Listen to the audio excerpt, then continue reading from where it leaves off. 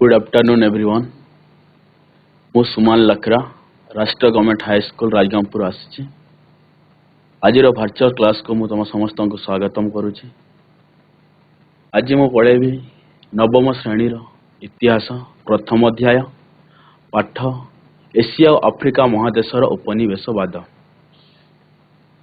ए पाठर आमे माने पढ़िबा जे उपनिवेश कौन, उपनिवेशवाद कहले आमे कौन बुझुचे एवं एशिया एवं आफ्रिकार कौ कौ देश मानकरे यार प्रभाव बेस पड़ीथिला। आस ताहले आमे स्मार्ट बोर्ड को जीवा। पिला माने तुम समस्त जानिथिबो हम पृथ्वी रे 7टी देश महादेश अछि और तुम माने एडी चित्र देखि पारुथो। एशिया महादेश, आफ्रिका महादेश, यूरोप महादेश, ऑस्ट्रेलिया महादेश और केते गुडे देश अछि तो एठी देखा जायनी। तो विशेष करी कि आमे एशिया एवं आफ्रिका महादेश विषय आज पढ़ा। सर्वप्रथम आम उपनिवेशवादर मूल अर्थ बुझा। ता पूर्वर आमको उपनिवेश कौन कहले आमको बुझा पड़ो।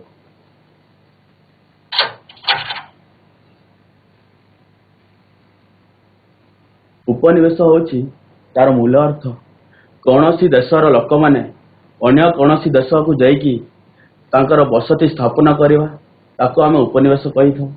एवं उपनिवेशवाद कहले कौन सी देशर लोक अन्य देश को जाइकी तांकर बसति स्थापना करती एवं तांकर वाणिज्य स्थापना करती एवं तांकर राजनीतिक दल रे हस्तक्षेप करथांती।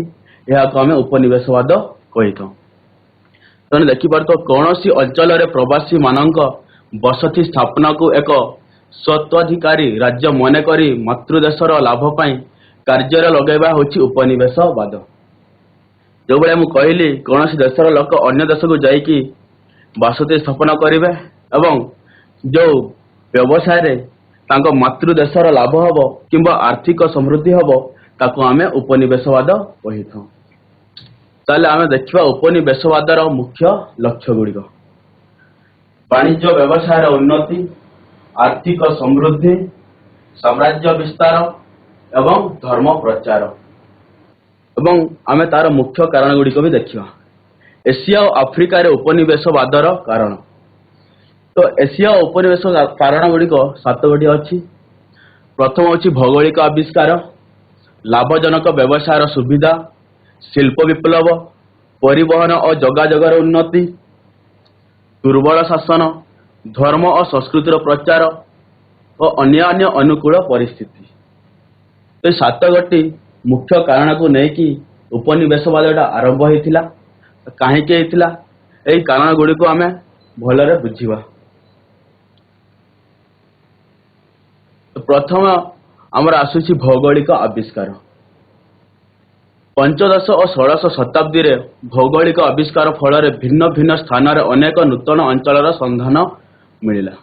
तो 15 और 16 शताब्दी समय रे यूरोपीय महादेशर लोक माने अन्य देश को जाइकी किंबा जलपथ द्वारा अन्य देश को जाइकी तांकर अंचल आविष्कार करुथिले एवं जो जो अंचल रे कंचामाल अधिक होतिला किंबा रहुतिला सेठी तांकर व्यवसाय अनुकूल परिस्थिति देखिकी भौगोलिक आविष्कार करुथिले एवं अनुसंधानकारी माने पृथ्वीर चतुर्दिग को जाइकी जलपथ आविष्कार करुथिले।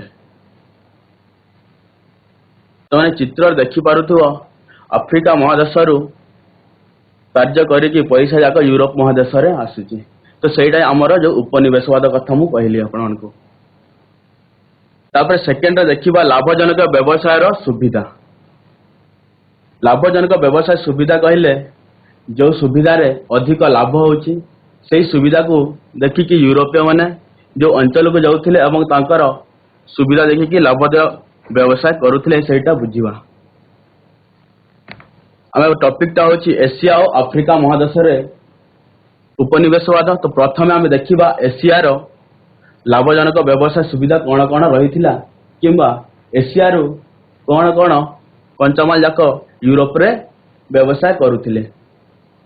मसला, चाहा, कर्पास वस्त्र, रेशम, सुना, मुक्ता, प्राकृतिक औषध, चीना माटीर पात्र एवं इबनी काठ।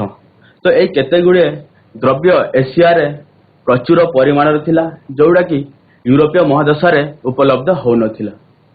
तो यही सब कारण यूरोपीय माने एशिया को आसथिले एवं कंचामाल कहवा किंबा द्रव्य को तांको यूरोपीय देश रे बाजार रे विक्रय करुथिले।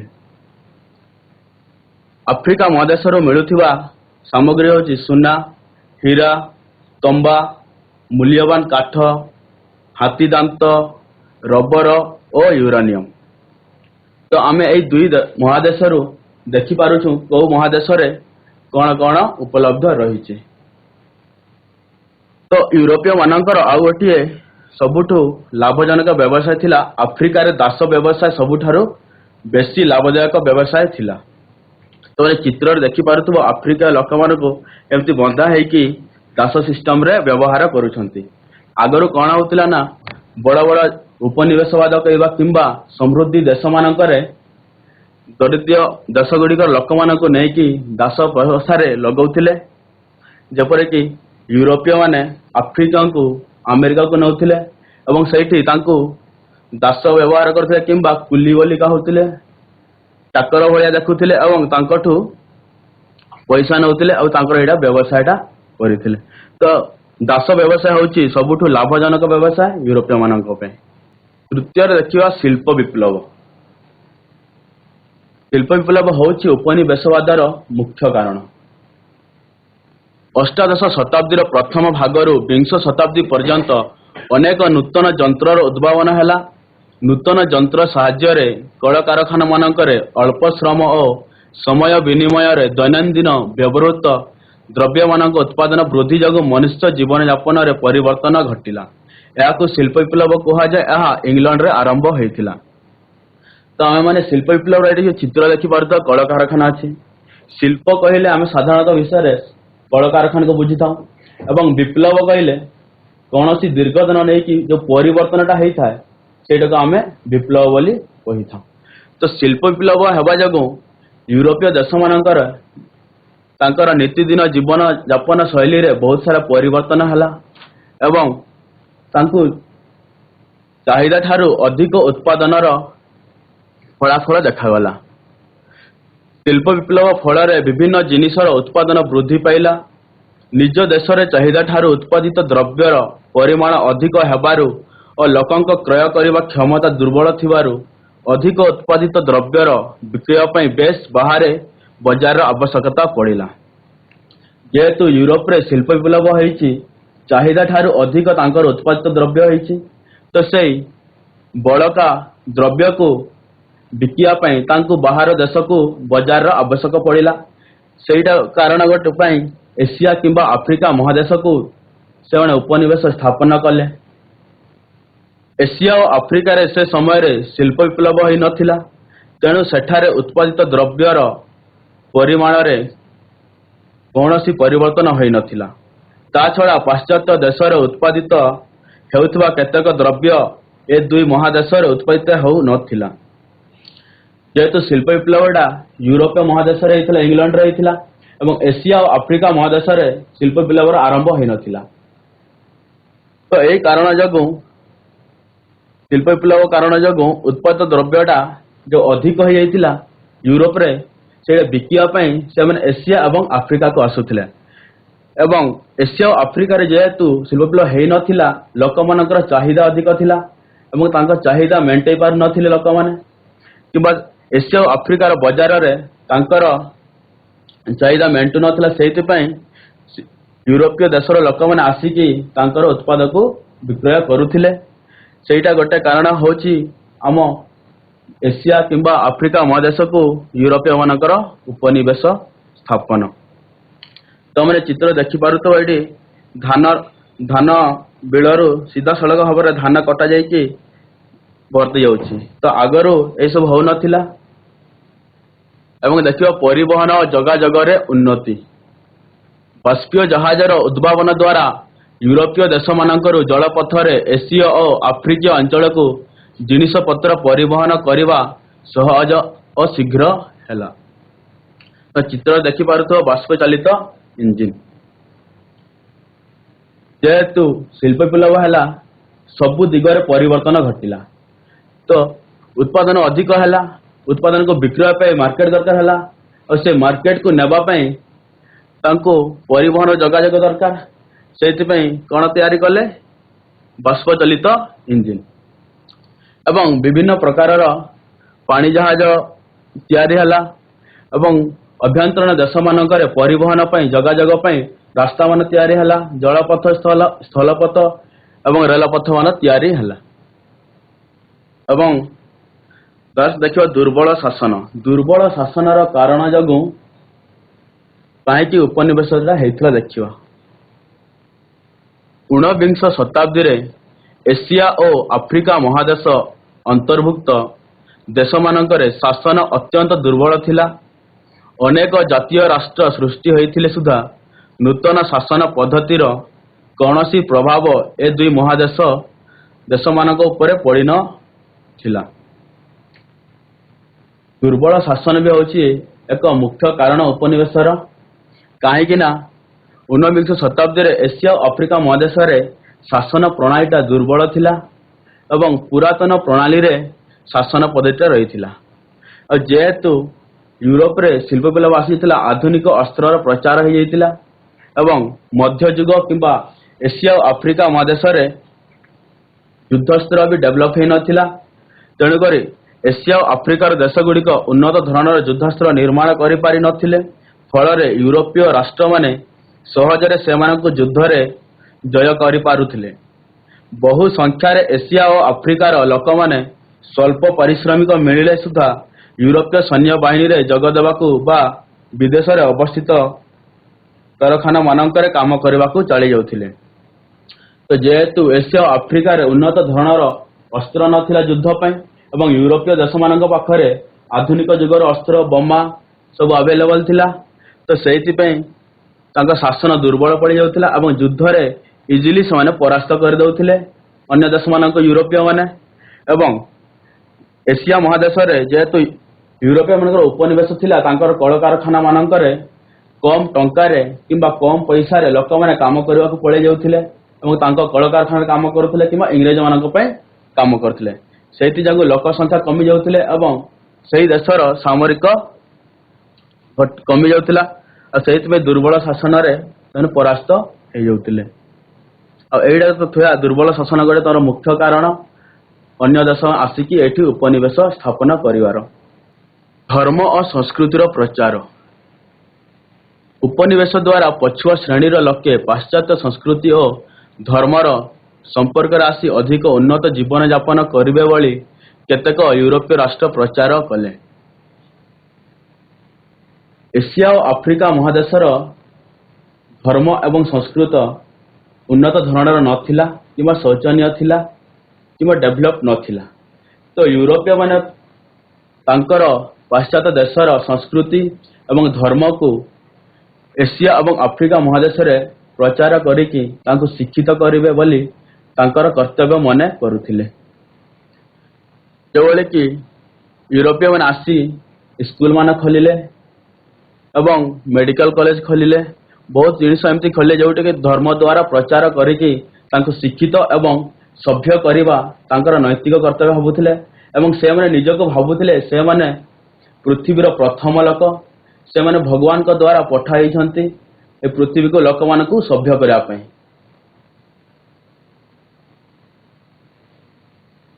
एवं देखिबा अन्य अनुकूल परिस्थिति।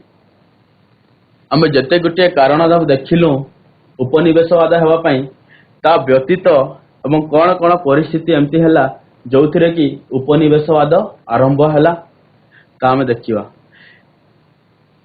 एशिया और आफ्रिकार सामरिक बा वाणिज्यिक गुरुत्व और अभिस्थिति अनेक यूरोपीय राष्ट्र को सेठारे उपनिवेश स्थापना पाई आकृष्ट कला। आम देखिलु एशिया और आफ्रिका महादेश एति डेभलप हो नथिला। तेणुक यूरोपीय माने प्रथमे आसिकी एठी तांकर उपनिवेश स्थापन कले और देखिकी यूरोपीय जिते भी पाख पड़ोशी देश अच्छा समस्ते गोटे पर गोटे आसिले और कहीं ये कंचामाल अधिक उपलब्ध रोला एशिया और आफ्रिकार एशिया और आफ्रिकार लोक मैंने से कंचामाल व्यवहार जानी नथिले कि व्यवसाय जानी पारि नथिले। से ଯେତେ ବି ପଡ଼ୋଶୀ ଦେଶ କିମ୍ବା ୟୁରୋପୀୟ ଦେଶମାନେ ଆସିକି ଏସିଆ ଏବଂ ଆଫ୍ରିକାରେ ତାଙ୍କର ଉପନିବେଶ ସ୍ଥାପନ କଲେ ଏବଂ ତାଙ୍କ ମଧ୍ୟରେ ବ୍ୟବସାୟର ପ୍ରତିଯୋଗିତା ବଢ଼ିଲା ଆଉ ବ୍ୟବସାୟରେ ତାଙ୍କର ଲାଭ ହେଉଥିଲା। ସେଇଥିପାଇଁ ଏସିଆ ଏବଂ ଆଫ୍ରିକା ପ୍ରତି ତାଙ୍କର ଆକୃଷ୍ଟ ଅଧିକ ବଢ଼ିଲା ଏବଂ ସେମାନେ ସମସ୍ତେ ଆସିକି ନିଜ ନିଜର ଅଞ୍ଚଳରେ ଉପନିବେଶ ସ୍ଥାପନ କଲେ।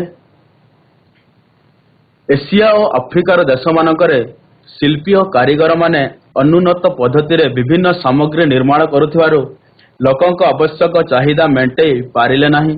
ଫଳରେ ସେମାନଙ୍କୁ ୟୁରୋପୀୟ ରାଷ୍ଟ୍ରଙ୍କ ଯନ୍ତ୍ର ତିଆରି ସାମଗ୍ରୀ ଉପରେ ଅଧିକ ନିର୍ଭର କରିବାକୁ ପଡୁଥିଲା।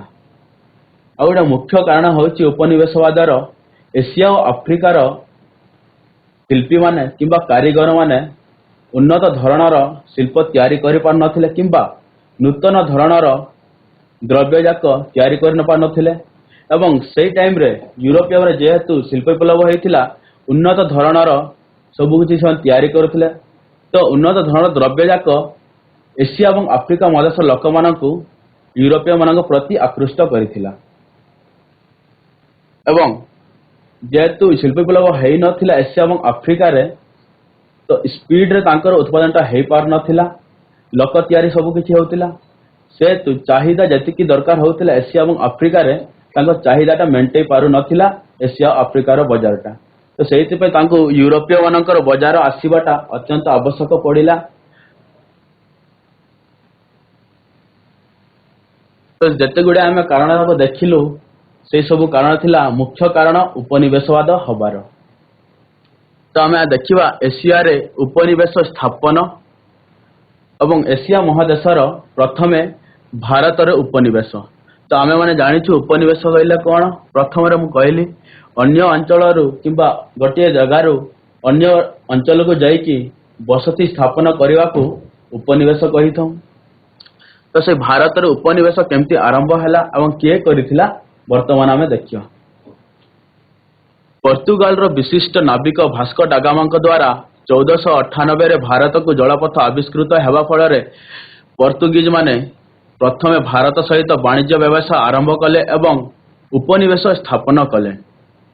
ତମେ ଚିତ୍ରରେ ଦେଖିପାରୁଥିବ ଏ ହେଉଛନ୍ତି ଭାସ୍କୋ ଡା ଗାମା, ଯିଏକି ପର୍ତ୍ତୁଗାଲର ଥିଲେ, ଜଣେ ନାବିକ ଥିଲେ।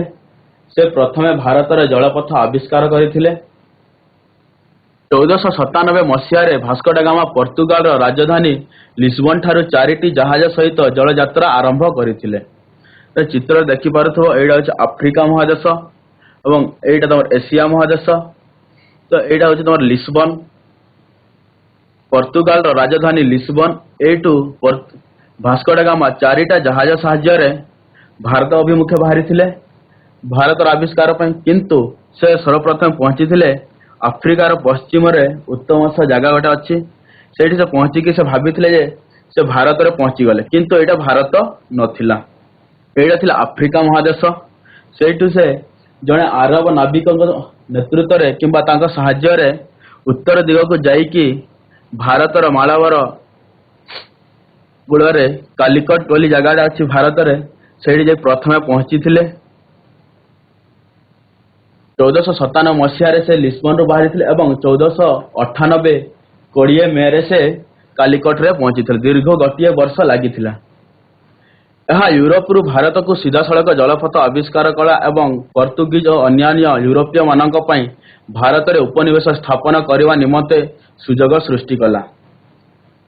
ଯେହେତୁ ପ୍ରଥମେ ଭାସ୍କୋ ଡା ଗାମା ଜଳପଥ ଆବିଷ୍କାର କଲେ ଭାରତ ପାଇଁ, ତା ପୂର୍ବରୁ କେହି ମଧ୍ୟ ଭାରତକୁ ଆସିନଥିଲେ, କାହିଁକିନା ସେତେବେଳେ ଜଳପଥ ଆବିଷ୍କାର ହୋଇନଥିଲା।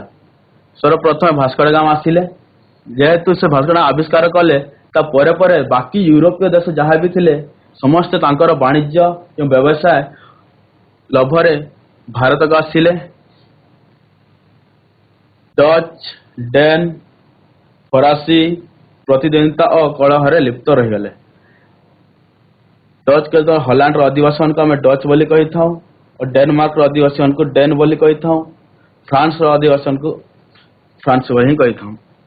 ତ ଫରାସୀ ମାନେ ଏବଂ ଡଚ୍ ଏବଂ ଡେନ୍ ବାକି ଯେତେ ବି ଥିଲେ ସମସ୍ତେ ଆସିକି ଭାରତରେ ତାଙ୍କର ଉପନିବେଶ ସ୍ଥାପନ କଲେ ଏବଂ ତାଙ୍କ ମଧ୍ୟରେ ପ୍ରତିଯୋଗିତା ହେଲା ବାଣିଜ୍ୟର କିମ୍ବା ବ୍ୟବସାୟର ଏବଂ କଳହରେ ଲିପ୍ତ ହୋଇଥିଲେ।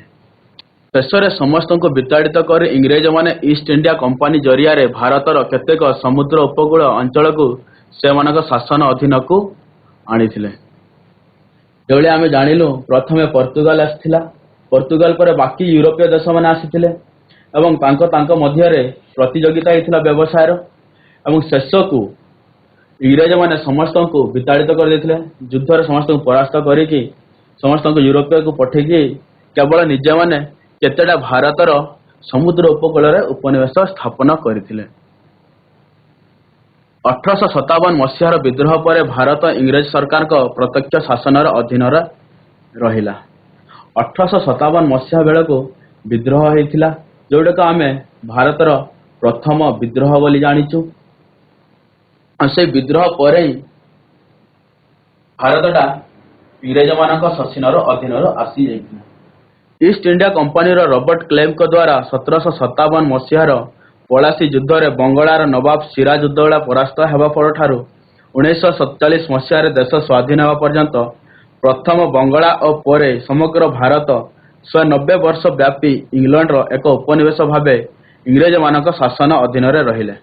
ତ ଚିତ୍ରରେ ଦେଖିପାରୁଥିବ 1757ଟା ଆମେ ବିଦ୍ରୋହ ଯେଉଁ ହୋଇଥିଲା ସେ ପଳାସୀ ଯୁଦ୍ଧ ଜାଣିଛୁ ଆମେ, ସେଇଟା ବଙ୍ଗାଲର ରାଜା ସିରାଜ ଯୁଦ୍ଧ ହେଲା। ତ ଦେଖିପାରୁଥିବ ଏଠି ଏବଂ ଇଷ୍ଟ ଇଣ୍ଡିଆ କମ୍ପାନୀର ରବର୍ଟ କ୍ଲେଭ ତାଙ୍କ ମଝିରେ ଯୁଦ୍ଧ ହୋଇଥିଲା ଓ ସେଇ ଯୁଦ୍ଧରେ ବଙ୍ଗାଲର ରାଜା ସିରାଜ ଉଦ୍ଦୌଲା ପରାସ୍ତ ହୋଇଯାଇଥିଲେ ଏବଂ ପଳାସୀ ଯୁଦ୍ଧ ପରେ ଇଷ୍ଟ ଇଣ୍ଡିଆ କମ୍ପାନୀ ବଙ୍ଗାଲକୁ ତା ନିଜ ଅଧୀନରେ ଆଣିଥିଲା ଏବଂ କେତେ ବର୍ଷ ପରେ ସମଗ୍ର ଭାରତକୁ ଇଷ୍ଟ ଇଣ୍ଡିଆ କମ୍ପାନୀ କିମ୍ବା ଇଂରେଜମାନେ ତାଙ୍କ ଅଧୀନକୁ ନେଇ ଆସିଥିଲେ। କହିଲି ତାପରେ ଯେତେବେଳେ ଭାରତକୁ ତାଙ୍କ ଅଧୀନରେ ଆଣିଲେ 1947 ଆମର ଭାରତ ସ୍ୱାଧୀନ ହୋଇଛି 1947 ମସିହାରେ। 1947 ପର୍ଯ୍ୟନ୍ତ ସେମାନେ 190 ବର୍ଷ ଧରିକି ଆମ ଭାରତକୁ ଶାସନ କରିଥିଲେ। ତାପରେ ଦେଖିବା ଏସିଆ ମହାଦେଶର ଚୀନରେ ଇଂଲଣ୍ଡର ପ୍ରଭାବ ବିସ୍ତାର। ଏବେ ସବୁ ଦେଶ ପଳେଇ ଯାଇଛନ୍ତି ୟୁରୋପୀୟ ଦେଶମାନେ, କେବଳ କିଏ ଅଛି? ଇଂରେଜମାନେ ଅଛନ୍ତି। ତ ଇଂରେଜମାନେ ଭାରତରେ ସମ୍ପୂର୍ଣ୍ଣ ଭାବରେ ତାଙ୍କର ସାମ୍ରାଜ୍ୟ ବିସ୍ତାର କରିଦେଲେ ଏବଂ ଚୀନରେ ତାଙ୍କର ପ୍ରଭାବ କେମିତି ଥିଲା ଆମେ ଦେଖିବା। ଇଂରେଜମାନେ ଚୀନରୁ ଚା ଓ ରେଶମ କ୍ରୟ କରି ୟୁରୋପରେ ବିକ୍ରୟ କରୁଥିଲେ, କିନ୍ତୁ ଚୀନରେ ଇଂଲଣ୍ଡର ଉତ୍ପାଦିତ ଦ୍ରବ୍ୟ ବିକ୍ରୟ ହୋଇପାରୁନଥିଲା। ତ ଇଂରେଜମାନେ ଚୀନରୁ ଚା ଏବଂ ରେଶମ କ୍ରୟ କରୁଥିଲେ, କହିବାକୁ ଗଲେ ଆମଦାନୀ କରୁଥିଲେ, କିନ୍ତୁ ଚୀନର ଲୋକମାନେ ୟୁରୋପୀୟ ଦ୍ରବ୍ୟଯାକ କିଛି ବି କିଣୁନଥିଲେ, କେବଳ ସେମାନେ ରପ୍ତାନି କରୁଥିଲେ। ଚୀନର ଲୋକମାନେ ତାଙ୍କର ଆର୍ଥିକ ସମୃଦ୍ଧି ପାଇଁ କେବଳ ରପ୍ତାନି କରୁଥିଲେ କିନ୍ତୁ ଆମଦାନୀ କେବେ ବି କରୁନଥିଲେ। ଖାସ କରିକି ଇଂରେଜମାନଙ୍କ ସହିତ ସେମାନେ କିଛି ବି କିଣାବିକା କରୁନଥିଲେ। ତ ଇଂରେଜମାନେ ଭାରତରେ ଅଫିମ ଚାଷ କରି ଚୀନ ସହିତ ବେଆଇନ ଅଫିମ ବ୍ୟବସାୟ କଲେ। ଚୀନ ଏକ ଅଫିମ ବୋଝେଇ ଜାହାଜକୁ ଜବତ କରି ସମସ୍ତ ଅଫିମକୁ ନଷ୍ଟି କରିଦେଲା। ତ ଯେହେତୁ ଚୀନର ଲୋକମାନେ ୟୁରୋପୀୟ ଦ୍ରବ୍ୟଯାକ କିମ୍ବା ଉତ୍ପାଦନ ଦ୍ରବ୍ୟଯାକ କିଣୁନଥିଲେ ୟୁରୋପରୁ, ତ ୟୁରୋପ କ'ଣ କଲା ନା ଭାରତରେ ଅଫିମ ଚାଷ କଲା ଏବଂ ସେ ଅଫିମକୁ ବେଆଇନ ଭାବରେ ଚୀନକୁ ସେ ବ୍ୟବସାୟ କରୁଥିଲା। ତ ସେଇ ଅଫିମକୁ ଚୀନ କ'ଣ କଲା, ଦିନେ ତାଙ୍କର ଯୋଉ ଅଫିମ ବୋଝେଇ ଜାହାଜକୁ ନଷ୍ଟ କରିଦେଲା। 1839 ମସିହାରେ ଇଂଲଣ୍ଡ ଚୀନ ବିରୋଧରେ ଯୁଦ୍ଧ କଲା ଏବଂ ତାକୁ ଅକ୍ଲେଶରେ ପରାସ୍ତ କଲା। ଏହି ଯୁଦ୍ଧକୁ ଅଫିମ ଯୁଦ୍ଧ କୁହାଯାଏ। ଯେହେତୁ ଇଂରେଜମାନଙ୍କର ଅଫିମ ଜାହାଜକୁ ଚୀନ ନଷ୍ଟ କରିଦେଲା, 1839 ମସିହାରେ ଚୀନ ଏବଂ ଇଂରେଜ ମଧ୍ୟରେ ଯୁଦ୍ଧ ହେଲା, ଯେଉଁ ଯୁଦ୍ଧରେ ଚୀନ ପରାସ୍ତ ହୋଇଯାଇଥିଲା ଏବଂ ଇଂରେଜମାନଙ୍କର ଜୟ ହୋଇଥିଲା। ସେଇଟାକୁ ଆମେ ଅଫିମ ଯୁଦ୍ଧ ବୋଲି ଜାଣିଥାଉ। ଯୁଦ୍ଧ ପରେ ଚୀନ ଇଂଲଣ୍ଡକୁ କ୍ଷତିପୂରଣ ଦେଲା। ଇଂରେଜ ବ୍ୟବସାୟୀଙ୍କ ପାଇଁ 2ଟି ପରିବର୍ତ୍ତେ 5ଟି ବନ୍ଦର ଖୋଲିଲା ଏବଂ ହଂକଂ ଦ୍ୱୀପ ଇଂଲଣ୍ଡକୁ ଦେଲା। ତ ଯେତେବେଳେ ଚୀନ ପରାସ୍ତ ହୋଇଯାଇଛି ଇଂରେଜମାନଙ୍କ ସହିତ, ତ ଇଂରେଜମାନଙ୍କ ପାଇଁ କ୍ଷତିପୂରଣରେ 2ଟି ପରିବର୍ତ୍ତେ 5ଟି ବନ୍ଦର ଖୋଲିଦେଲା ତାଙ୍କ ବ୍ୟବସାୟ କରିବା ପାଇଁ। ତ ଇଂରେଜ ବ୍ୟବସାୟୀଙ୍କ ପାଇଁ 5ଟି ବନ୍ଦର ଖୋଲିଦେଲା ଏବଂ ହଂକଂ ଦ୍ୱୀପକୁ ଇଂଲଣ୍ଡକୁ ହସ୍ତାନ୍ତର କରିଦେଲା। ତାମାନେ ହଂକଂ ଦ୍ୱୀପ ଚିତ୍ରରେ ଦେଖିପାରୁଥିବ। ଆଉ ଏଇ ଚିତ୍ର ତମେ ଦେଖିପାରୁଥିବ ଗୋଟେ ଜାହାଜଟା ଜଳୁଛି ଅଫିମରେ ଯୋଉ ଲଢେଇଥିଲା। ତାପରେ ଦେଖ ଚୀନର ବିଭାଜନ। କୋରିଆ ଉପରେ ଜାପାନ ପ୍ରଭାବ ବିସ୍ତାର କରିବାକୁ ଉଦ୍ୟମ କରିବା ଫଳରେ ଜାପାନ ଓ ଚୀନ ମଧ୍ୟରେ ଯୁଦ୍ଧ ହେଲା। ଏହି ଯୁଦ୍ଧରେ ଚୀନ ପରାସ୍ତ ହୋଇ କୋରିଆକୁ ସ୍ୱାଧୀନତା ପ୍ରଦାନ କଲା ଏବଂ ଜାପାନକୁ ଫର୍ମାଜା ଓ ଅନ୍ୟାନ୍ୟ ଦ୍ୱୀପ ସମର୍ପଣ କରିବା ସହ $150 ଲକ୍ଷ କ୍ଷତିପୂରଣ ଦେବାକୁ ବାଧ୍ୟ ହୋଇଥିଲା। ତମେ ଦେଖିପାରୁଥିବ ଏଇଠି ପୃଥିବୀର ମାନଚିତ୍ରରେ ଆମର ଜାପାନ ଅଛି ଏଇଠି। ତ ଜାପାନ ସାଉଥ କୋରିଆକୁ ନିଜ ସାମ୍ରାଜ୍ୟରେ ଆଣିବା ପାଇଁ ଚୀନ ସହିତ ଯୁଦ୍ଧ କଲା, କାହିଁକି ନା କୋରିଆଟା ଚୀନର ଅଧୀନରେ ରହିଥିଲା ଆଉ ଚୀନ ଏହାକୁ ଛାଡ଼ିବାକୁ ରେଡି ନଥିଲା। ତ ଜାପାନ ସାଉଥ କୋରିଆକୁ ତା ନିଜ ଅଧୀନ ଆଣିବା ପାଇଁ ଚୀନ ସହିତ ଯୁଦ୍ଧ କରିଥିଲା ଏବଂ ଚୀନକୁ ସେ ଯୁଦ୍ଧରେ ପରାସ୍ତ କରି କ୍ଷତିପୂରଣ ଭାବରେ ଫର୍ମୋଜା ଓ ଅନ୍ୟାନ୍ୟ କେତେକ ଦ୍ୱୀପ ମାଗିଥିଲା ଏବଂ $150 ଲକ୍ଷ କ୍ଷତିପୂରଣ ଭାବରେ ଚୀନକୁ ମାଗିଥିଲା। ଫର୍ମୋଜା କହିଲେ ଆଜିର ଆମର ନୂତନ ନାମ ହେଉଛି ତାଇୱାନ। ଏହି କ୍ଷତିପୂରଣ ଦେବା ପାଇଁ ଚୀନକୁ ସାହାଯ୍ୟ କରି ଜର୍ମାନୀ, ରୁଷିଆ, ଫ୍ରାନ୍ସ ଓ ଇଂଲଣ୍ଡ ଚୀନକୁ ଭାଗ ଭାଗ କରି ସେମାନଙ୍କ ମଧ୍ୟରେ କର୍ତ୍ତୃତ୍ୱ ପରିସରରେ ବାଣ୍ଟି ନେଲେ। ତ ଯେତେବେଳେ ଜାପାନ ଚୀନକୁ ପରାସ୍ତ କରିଦେଇଛି, ଚୀନକୁ କ୍ଷତିପୂରଣ ଦେବାକୁ ପଡ଼ିଛି $150। ତ ସେଇ $50 ଲକ୍ଷ ଚୀନ ପାଖରେ ନଥିବାରୁ ଜର୍ମାନୀ, ରୁଷିଆ, ଫ୍ରାନ୍ସ ଓ ଇଂଲଣ୍ଡ ତାକୁ ସାହାଯ୍ୟ କରିଛନ୍ତି କ୍ଷତିପୂରଣ ଜାପାନକୁ ଦେବା ପାଇଁ।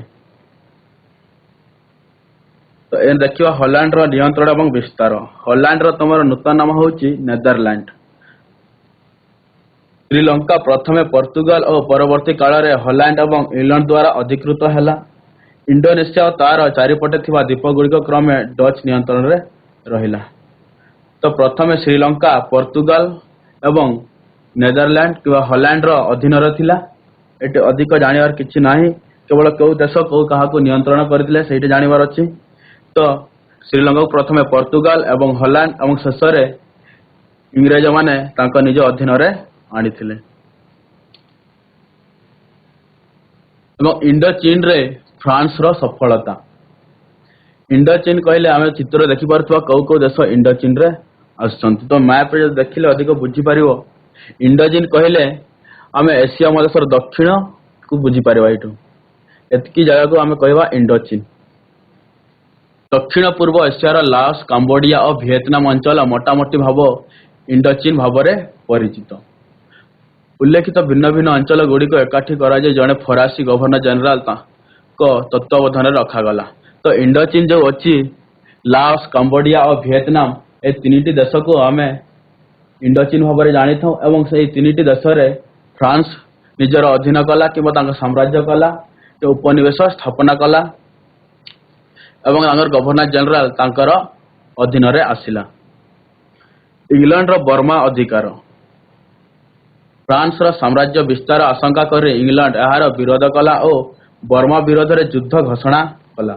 ଇଂଲଣ୍ଡ ବର୍ମାକୁ ପରାସ୍ତ କରି ତାହାକୁ 1886 ମସିହାରେ ଭାରତ ସହ ମିଶାଇ ବିରାଟ ଇଂରେଜ ସାମ୍ରାଜ୍ୟରେ ପରିଣତ କଲା। ଯେହେତୁ ଇଣ୍ଡୋଚୀନରେ ଫ୍ରାନ୍ସର ଉପନିବେଶ ଥିଲା ଆଉ ବର୍ମା କହିଲେ ଆମର ମିଆଁମାର, ଯେଉଁଟା ଆମର ପଡ଼ୋଶୀ ଦେଶ, ସେଇଟା ଅଧିକ ଦୂର ନାହିଁ ସେଇଠୁ। 1880 ମସିହାରେ ଯେତେବେଳେ ମିଆଁମାର ଫ୍ରାନ୍ସକୁ କହିଲା ରେଳପଥ ତିଆରି କରିବା ପାଇଁ ଅନୁମତି ଦେଇଦେଲା ବର୍ମାରେ, ଇଂରେଜ ସରକାର ଡରି ଯାଇକି, କାହିଁକି ନା ଯଦି ଏଇଠି ରେଳପଥ ତିଆରି କରିବ ଫ୍ରାନ୍ସ, ତାହେଲେ ଫ୍ରାନ୍ସ ବର୍ମାକୁ ବି ତାର ନିଜର ଉପନିବେଶ ସ୍ଥାପନ କରିଦେବ ଏବଂ ସାମ୍ରାଜ୍ୟ କରିଦେବ। ସେଇଥି ତା ପୂର୍ବରୁ ଇଂରେଜମାନେ କ'ଣ କଲେ ନା ବର୍ମା ସହିତ ସିଧାସଳଖ ଯୁଦ୍ଧ କରିକି ମିଆଁମାରକୁ କିମ୍ବା ବର୍ମାକୁ ତାଙ୍କ ନିଜ ଅଧୀନରେ ଆଣି ପକାଇଲେ ଏବଂ ବିରାଟ 1886 ମସିହାରେ ଭାରତ ସହ ମିଶାଇ ବିରାଟ ଇଂରେଜ ସାମ୍ରାଜ୍ୟରେ ପରିଣତ କରିଥିଲେ। ଏ ହେଉଛି ଇଂଲଣ୍ଡର ବର୍ମା ଅଧିକାର। ଯୁକ୍ତରାଷ୍ଟ୍ର ଆମେରିକା ଅଧୀନରେ ଫିଲିପାଇନ୍ସ। ଯୁକ୍ତରାଷ୍ଟ୍ର ଆମେରିକା ଅଧୀନରେ ଫିଲିପାଇନ୍ସ କେମିତି ଆସିଥିଲା ଆମେ ଦେଖିବା। କ୍ୟୁବା ଓ ଫିଲିପାଇନ୍ସ ସ୍ପେନୀୟ ଶାସନ ବିରୋଧରେ ବିଦ୍ରୋହ କଲେ। ଯୁକ୍ତରାଷ୍ଟ୍ର ଆମେରିକା ସ୍ପେନ ବିରୋଧରେ ଯୁଦ୍ଧ କରି ତାକୁ ପରାସ୍ତ କଲା ଏବଂ କ୍ୟୁବା ଓ ଫିଲିପାଇନ୍ସକୁ ନିଜ ଅଧୀନକୁ ଆଣିଲା। କ୍ୟୁବା ଓ ଫିଲିପାଇନ୍ସଙ୍କ ସ୍ପେନୀୟମାନେ କ୍ୟୁବା ଓ ଫିଲିପାଇନ୍ସରେ ତାଙ୍କର ଶାସନ କରୁଥିଲେ କିମ୍ବା ତାଙ୍କର ଉପନିବେଶ ଥିଲା କ୍ୟୁବା ଓ ଫିଲିପାଇନ୍ସରେ। ସେଠି କ୍ୟୁବା ଓ ଫିଲିପାଇନ୍ସ ସ୍ପେନ ର ବିରୁଦ୍ଧରେ ଆନ୍ଦୋଳନ କରୁଥିଲେ କିମ୍ବା ସ୍ୱାଧୀନ ପାଇଁ ତାଙ୍କ ସହିତ ଲଢୁଥିଲେ। ତ ଯୁକ୍ତରାଷ୍ଟ୍ର ଆମେରିକା କଣ କଲା ନା କ୍ୟୁବା ଓ ଫିଲିପାଇନ୍ସକୁ ସାହାଯ୍ୟ କରିକି ସ୍ପେନ ସହିତ ଯୁଦ୍ଧ କଲା ଆଉ ସ୍ପେନକୁ ଯୁଦ୍ଧରେ ପରାସ୍ତ କରି କ୍ୟୁବା ଓ ଫିଲିପାଇନ୍ସକୁ ନିଜର ଅଧୀନରେ ଆଣିଦେଲା। ତ ପରବର୍ତ୍ତୀ ସମୟରେ କାହିଁକିନା କ୍ୟୁବା ଓ ଫିଲିପାଇନ୍ସ ଆଗରୁ ସ୍ପେନ ସହିତ ତାଙ୍କର ସ୍ୱାଧୀନ ପାଇଁ ଯୁଦ୍ଧ କରୁଥିଲେ କିମ୍ବା ଲଢୁଥିଲେ, ଆମେରିକା ସାହାଯ୍ୟ କଲା। କିନ୍ତୁ ଯେହେତୁ ଆମେରିକା ପୁଣି ତାକୁ ତା ଅଧୀନରେ ଆଣିବାକୁ ଚେଷ୍ଟା କଲା କି ଆଣିଲା, ସେ କ୍ୟୁବା ଓ ଫିଲିପାଇନ୍ସ ଯୁକ୍ତରାଷ୍ଟ୍ର ଆମେରିକା ବିରୁଦ୍ଧରେ ବି ଆନ୍ଦୋଳନ କଲେ ନିଜର ସ୍ୱାଧୀନ ପାଇଁ। କିନ୍ତୁ ଆମେରିକା ଏ ବିଦ୍ରୋହକୁ ଦମନ କରିଦେଇଥିଲା। କ୍ୟୁବା ଆଉ ଫିଲିପାଇନ୍ସ ବହୁତ ଛୋଟିଆ ଦେଶ କମ୍ପେୟାର ଟୁ ଆମେରିକା, ତ ସେ ତାଙ୍କ ବିଦ୍ରୋହକୁ ଦମନ କରିଦେଇଥିଲେ। ଇଂଲଣ୍ଡର ତିବ୍ବତ ଓ ଇରାନର ଅଧିକାର। ତ ଚିତ୍ର ଦେଖିପାରୁଥିବ, ତିବ୍ବତ ଆମର ଭାରତ ଉପରେ ଅଛି ଏବଂ ଇରାନ ମଧ୍ୟ ଦେଶରେ ଅଛି। ଏଇଠି ଅଛି ଇରାନ ଏବଂ ଆଫଗାନିସ୍ତାନ। କେନ୍ଦ୍ରୀୟ ଏସିଆ, ଇରାନ, ଆଫଗାନିସ୍ତାନ ଓ ତିବ୍ବତ ଉପରେ ନିୟନ୍ତ୍ରଣ ଅଧିକାର ପାଇଁ ଇଂଲଣ୍ଡ ଓ ରୁଷିଆ ପରସ୍ପର ପ୍ରତିଦ୍ୱନ୍ଦ୍ୱୀ ଥିଲେ। ତ ଇରାନ ଏବଂ ଆଫଗାନିସ୍ତାନ ଏବଂ ତିବ୍ବତ ଉପରେ ନିୟନ୍ତ୍ରଣ ପାଇବା ପାଇଁ ରୁଷିଆ ଏବଂ ଇଂଲଣ୍ଡ ତାଙ୍କ ମଝିରେ ପ୍ରତିଯୋଗିତା ରହିଥିଲା, କିଏ ତାଙ୍କୁ ଶାସନ କରିବ କିମ୍ବା ଇରାନ ଓ ଆଫଗାନିସ୍ତାନରେ ତାଙ୍କର ଉପନିବେଶ ସ୍ଥାପନ କରିବା ପାଇଁ। 1911 ମସିହାରେ ଚୀନରେ ରାଜତନ୍ତ୍ରର ଉଚ୍ଛେଦ ପରେ ତିବ୍ବତ ଇଂରେଜମାନଙ୍କ ଅଧୀନକୁ ଚାଲିଯାଇଥିଲା। କାହିଁକିନା ଚୀନରେ 1911 ମସିହାରେ ଯେତେବେଳେ ରାଜତନ୍ତ୍ର ଉଚ୍ଛେଦ ହେଲା, ଇଂରେଜ ସରକାର ତିବ୍ବତକୁ ନିଜର ଅଧୀନରେ ଆଣିଥିଲା।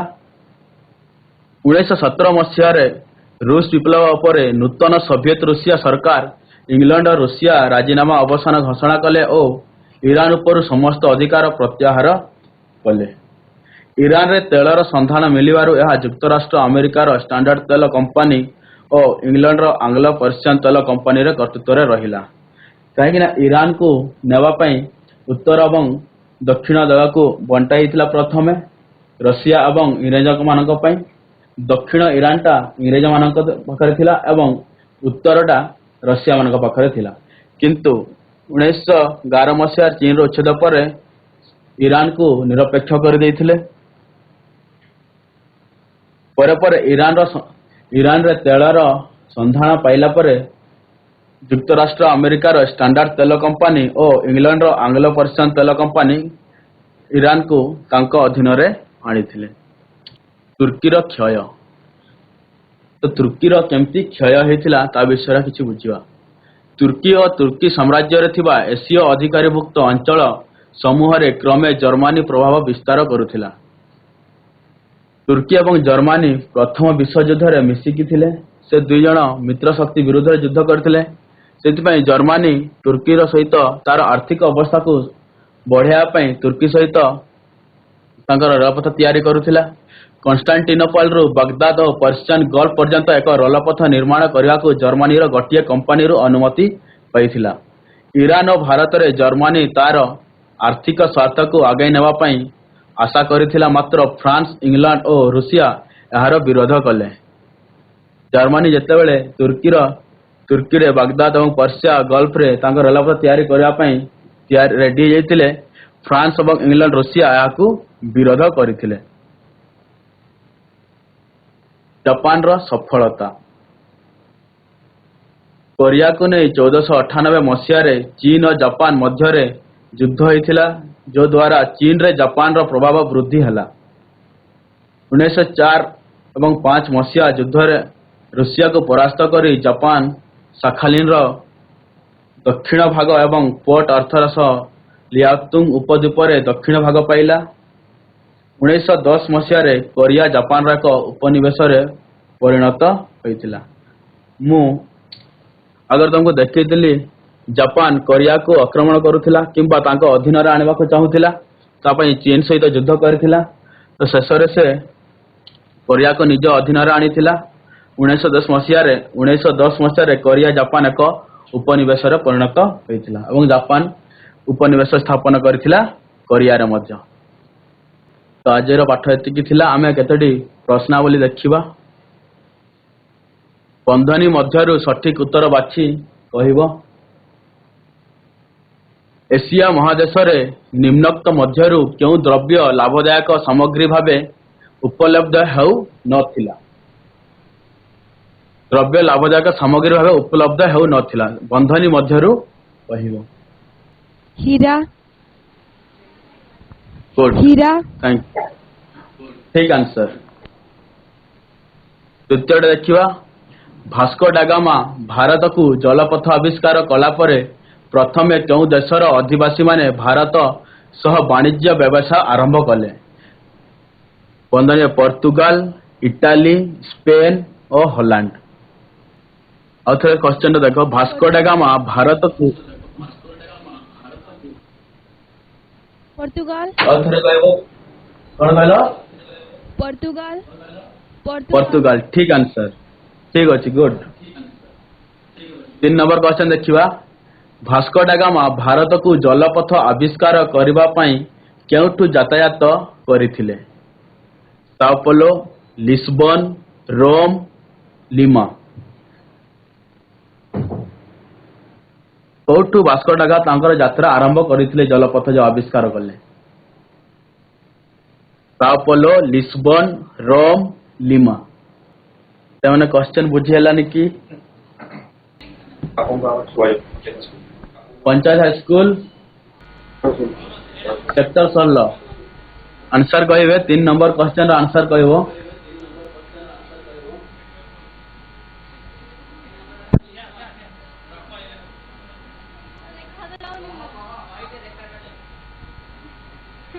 भास्को डागामा भारत को जलपथ आविष्कार करबा पई केउठु तांकर यात्रा आरंभ करिथिले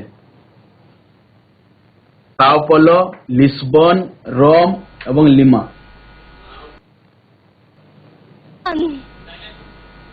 Lisbon good thank you question देखो 4 नंबर क्वेश्चन जीवा अफिम युद्ध कहा कहा मध्य रे होइथिला भारत चीन इंग्लैंड जर्मनी भारत इंग्लैंड एवं इंग्लैंड चीन इंग्लैंड चीन thank you good answer 5 number देखियो म्यांमार रो पुरातन नाम कोन थिला बर्मा स्वर्ण उपकूल अबिसिनिया न्यासलैंड म्यांमार रो पुरातन नाम कोन थिला इंडिया स्कूल आंसर दबो Burma Burma Burma very good तो आज तमर पाठ समाप्त है जहाँ कि भी आज पढ़िलु आम जदि बुझीन तुम स्कूल टीचर को सहित जोड़ा डाउट अच्छी से क्लियर कर पकेब थैंक यू।